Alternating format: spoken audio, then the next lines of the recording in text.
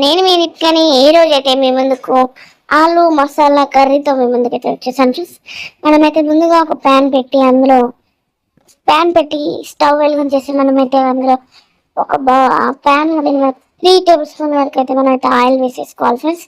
తర్వాత మనం పచ్చిమిర్చి ఆనియన్స్ కట్ చేసుకొని వేసేసుకోవాలి ఫ్రెండ్స్. చూస్తున్నారు కదా, నేను పచ్చిమిర్చి ఆనియన్ కట్ చేసేసుకొని వేసేసుకుంటున్నాను ఫ్రెండ్స్.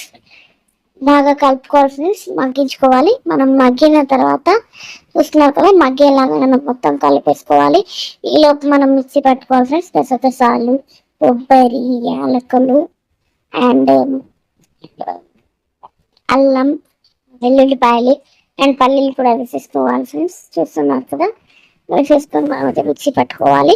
ఇది మగ్గినాక మనమైతే బాగా కలుపుకొని ఆనియన్స్ అన్ని మగ్గాక మనమైతే బాగా కలుపుకొని పసుపు కూడా వేసేసుకోవాలి ఫ్రెండ్స్.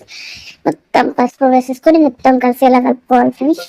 చూస్తున్నారు కదా, మొత్తం కలిసేలా మనం కలుపుకున్న తర్వాత మనమైతే అందులోకి అయితే ఈ పేస్ట్ అంతా వేసేసేయాలి ఫ్రెండ్స్. వేసేసి మొత్తం బాగా కలిసేలా కలుపుకోవాలి ఫ్రెండ్స్. తర్వాత మనమైతే టమాటోస్ వేసేసుకొని కొద్దిగా ఉప్పు కూడా వేసేసుకోవాలి. మొత్తం కలిపేసుకున్నాం కదా ఫ్రెండ్స్, మూత అయితే పెట్టేసుకోవాలి.